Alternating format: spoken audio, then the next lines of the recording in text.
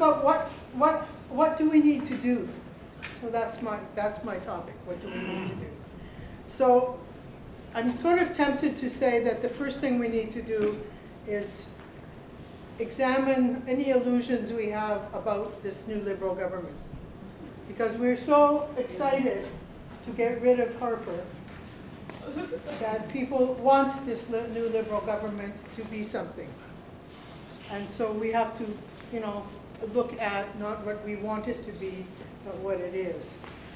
So perhaps number one, and that'll just sort of set the stage for that, as to what we need to do as Canadians, is to stop dealing arms to the warmongers who have created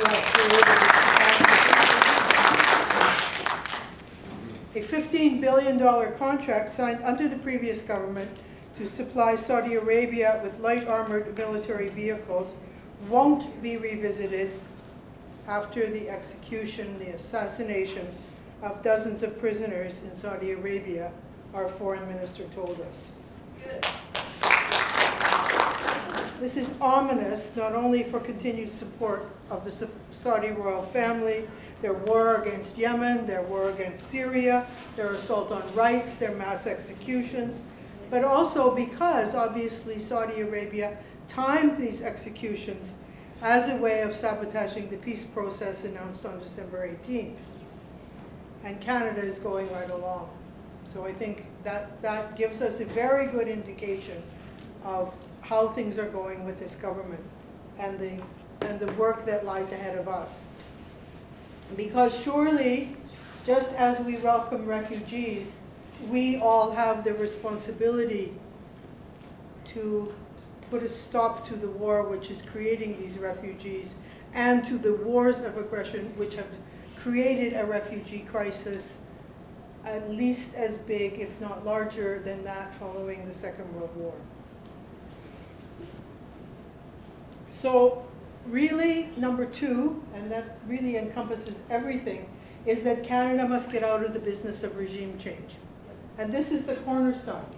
That so long as this notion that Canada can join in the US, NATO wars of regime change, and that these are given, are prettified, are given a language to justify them in terms of responsibility to protect, in terms of humanitarianism. So long as Canada has that objective of regime change and is participating in that, then to talk about Canada in any way, shape, or form being a factor for peace is not true, even when it comes to their refugee policy. And let me explain to you why. I'm going to find that quote. This is what Justin Trudeau said. He said, "The best way to show Muslims that they have a place in our society is by accepting these refugees with open arms, as we did with the Vietnamese boat people in the 1970s and the Kosovars in the late 1990s. Of course, first of all, he doesn't say who created the Kosovo crisis in the 1990s, who decided to dismember Yugoslavia, and he's not going to say that the boat people were the result of the US aggression against Vietnam and the desire to keep Vietnam as a colonial country and prevent its reunification. So he's not going to say that, but let's examine what he does say there. He says, the best way to show Muslims that they have a place in our society is by accepting these refugees. And if you listen to what else he says, the message is really clear. That Muslims don't believe they have a place in our society, and in other words, they're in danger of being what they call radicalized. You know, that used to be a good word. It means going to the root of things. It means figuring out what's going on in your society. But now it's a bad word, and it means that you're actually, literally, can be ordered as a condition of parole to have thought control rehabilitation by a government-approved religious people. You know, so we're now at that stage. But what he's saying is that by welcoming refugees, then Muslims won't become terrorists in our country. So it's a really ugly, really threatening kind of thing. What sounds on the surface to be very nice, you know, that we should welcome refugees with open arms, it has another meaning, and I think it's really important that we look into it and what's being said here. Because that insinuation that there's something wrong with the Muslims, there's something wrong with the Muslim community, it's part of the whole narrative which is being given. So we said stop dealing arms, second regime change. So I'm not going to go into the whole question of responsibility to protect, except to say that Canada played a particularly large role in pushing this whole concept. It's the modern day version of white man's burden. It says that, you know, I'll just read you a very small bit. Okay, the responsibility to protect is not, as Hillary Clinton and others stated, a universally accepted principle in the international community. In fact, I would say that there's no international community worthy of the name which doesn't uphold the principle of non-interference in the internal affairs of other people, which doesn't accept that every people have a right to self-determination, that every people have the right to be as a people, you know, because that's not accepted. The right of Palestinians to be, for example, is not accepted. And that without defending the right of nations and peoples to self-determination, then the international community itself is reduced to nothing but a jungle of predators and those upon whom they prey. And so that really is the issue, because here's what they say. State sovereignty implies responsibility, and the primary responsibility for the protection of its people lies with the state itself. Where a population is suffering a serious harm as a result of internal war, insurgency, repression, or state failure, and the state in question is unwilling or unable to halt or avert it, the principle of non-intervention yields to the international responsibility to protect. Okay, now I was thinking how that would apply to the United States. You know, that they have shown without a doubt that they're unable to stop killing black people in the streets, that they, over 1 million people have been killed by violence, random violence, targeted violence, gun violence, other kinds of violence in the streets in the last 25 years, and that this government has lost all credibility in terms of protecting black people, and therefore the United Nations should invoke the responsibility to protect. But of course it's not about anything but carrying out neo-colonial or imperialist interventions. So we have to really speak out against that, and that means that we have to get out of NATO. Because one has to ask, why does NATO still exist? NATO was supposedly a defensive organization. On the one hand you had NATO, on the other hand you had the Warsaw Pact, so the story went. And here you had mutual deterrence. So after the end of the bipolar world, and when the US has domination, then what role is, there's clearly, it's no longer can even claim to be a defensive organization. It's an organization which has taken over, like there's no longer even a pretense that the United Nations is the organization which would decide that there needs to be a, you know, peacemakers or any kind of process like that. The NATO has now given itself the right to decide to create war, to go to war against any people at any time as it chooses. So that brings us to the peace process. And how long do I have left? About 5 minutes, Okay. 5.5 minutes. So December 18th, we have Security Council Resolution 2254.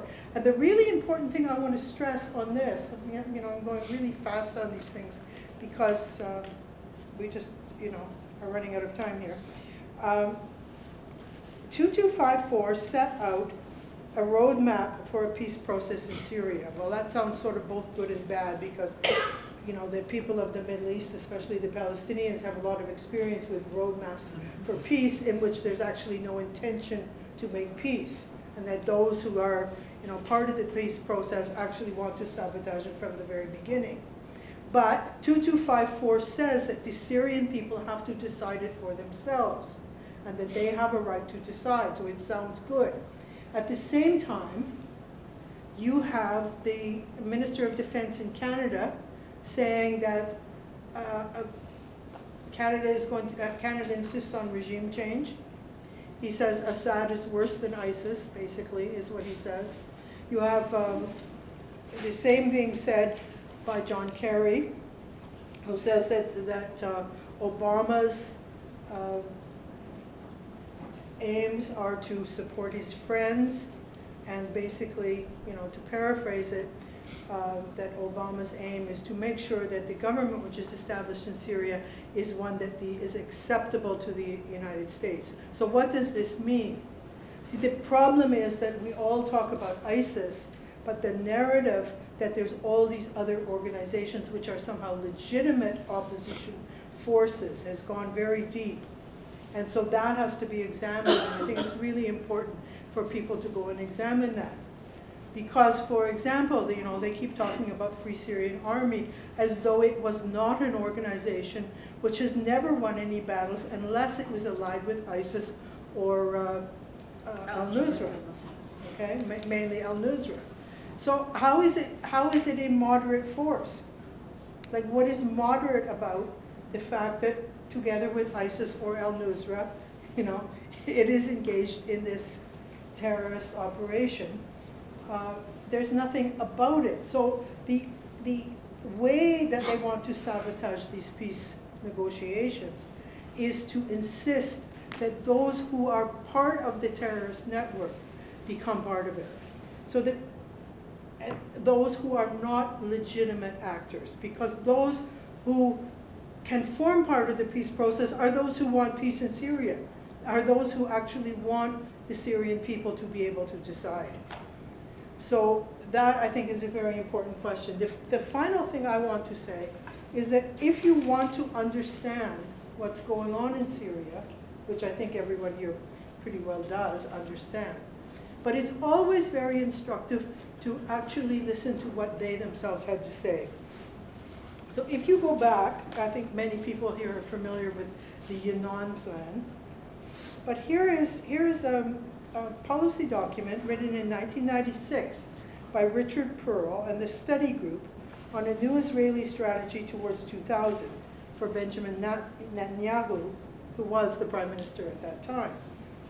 A clean break, a new strategy for securing the realm is actually the full name of the 1996 policy. So what does it say needs to be done? Invade Iraq, okay, this is 1996.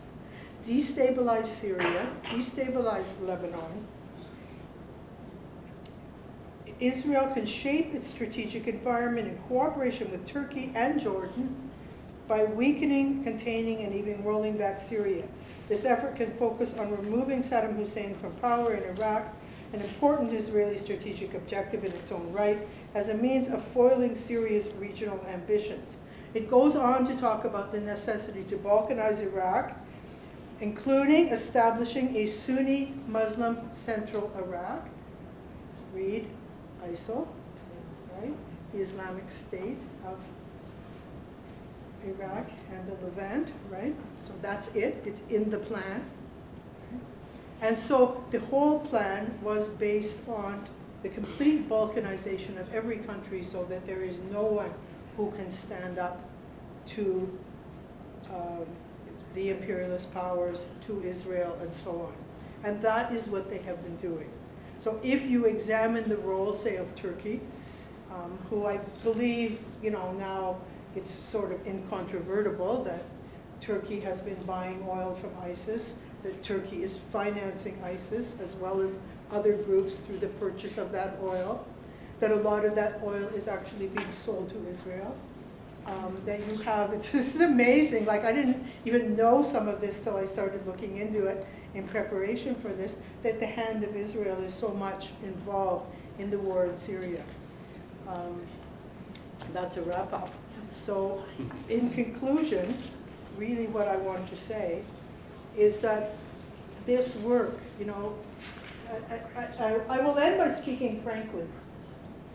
Unlike the war in Iraq, where we came out in the you know, tens of thousands, hundreds of thousands in the streets, the Warrens, they have managed to cloud the issues of this war. So I think it's important that we keep on talking about this, and that we have further forums to also raise the whole question of rights and how this conflict is being used to organize the assault on rights and what we have to do about that. So I'm really encouraging everyone to come and start joining in our monthly actions. Next one is at the farmers market on January the 23rd. January 23rd at noon. And so we have a monthly picket. We encourage everybody to come. If the picket's too big, then we send you off other places with leaflets, or we go for a march if we have enough people. If we don't, we picket and we talk to people, and it's a way of really connecting one-on-one with people. So we really encourage you to do that, and to find other ways and means to speak out to end Canada's support and participation in this war of aggression against Syria. Thank you.